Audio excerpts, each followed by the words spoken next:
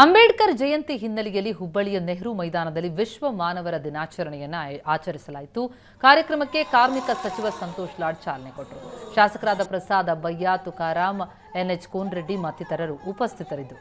ಕಾಂಗ್ರೆಸ್ ಅಭ್ಯರ್ಥಿ ವಿನೋದ್ ಅಸೂಟಿ ಪರ ಪ್ರಚಾರ ಕೈಗೊಂಡ ಸಂತೋಷ್ ಲಾಡ್ ಮುಸ್ಲಿಮರಿಗೆ ಪದೇ ಪದೇ ಪಾಕಿಸ್ತಾನಕ್ಕೆ ಹೋಗಿ ಅಂತ ಹೇಳಬೇಡಿ, ಹೋಗೋರು 1947ರಲ್ಲೇ ಹೋಗಿದ್ದಾರೆ, ನಾವು ಇಲ್ಲಿಯವರು ಅಂತ ಬಿಜೆಪಿ ನಾಯಕರ ವಿರುದ್ಧ ವಾಗ್ದಾಳಿ ನಡೆಸಿದ್ರು.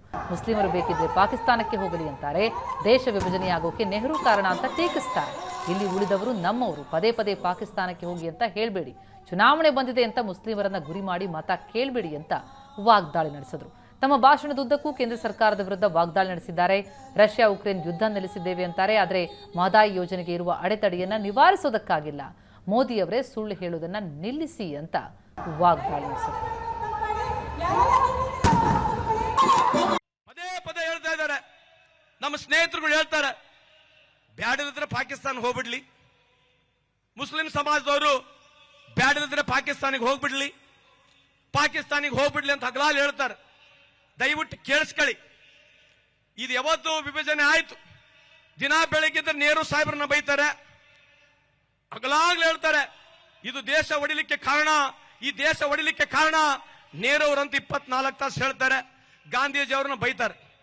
ಆಯ್ತು, ಉದಾಹರಣೆಗೆ ಇಟ್ಕೊಳ್ಳೋಣ, ಉದಾಹರಣೆಗೆ ಅವ್ರು ಹೇಳ್ದಂಗೆ ಇರಲಿ, ನೀವು ನೋಡಿದ ನೆಹರು ಸಾಹೇಬ್ರ ಫೋಟೋ ಹಾಕಬೇಕು.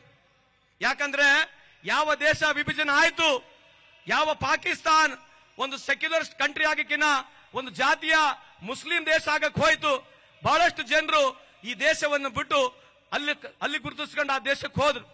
ನಿಮಗೇನ್ ತೊಂದರೆ ಇದೆ? ಆ ಮುಸ್ಲಿಂ ಸಮಾಜ, ಮುಸ್ಲಿಂ ಬಾಂಧವರು ಅಲ್ಲಿ ಹೋಗಿರ್ತಕ್ಕಂಥವ್ರು ಇಲ್ಲಿದ್ರೆ ಇವತ್ತು ನಿಮ್ ಹಿಂದೂ ಈ ಬಾವುಟನೆ ಆಡ್ತಾ ಇರ್ಲಿಲ್ಲಲ್ಲ. ಅದಕ್ಕೆ ನೀವು ಅಗಲಾಗ್ಲ ನೆಹರು ಭಯಕ್ಕೆ ಹೋಗ್ಬೇಡ್ರಿ. ಅಲ್ಲಿ ಯಾರು ಹೋದ್ರು ಅವರು ಪಾಕಿಸ್ತಾನಿಗೆ ಹೋದ್ರು.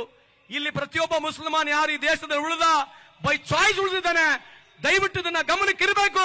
ಪ್ರತಿಯೊಬ್ಬ ಮುಸಲ್ಮಾನ್ ಇಲ್ಲಿ ಉಳಿದಿರ್ತಕ್ಕಂಥದ್ದು ಈ ದೇಶವನ್ನ ಬೈ ಚಾಯ್ಸ್ ಆಗಿ ತಗೊಂಡು ಉಳಿದಿದ್ದಾನೆ. ಈ ಸಂದರ್ಭ ಕೇಳಲಿಕ್ಕೆ ಬಯಸ್ತೇನೆ.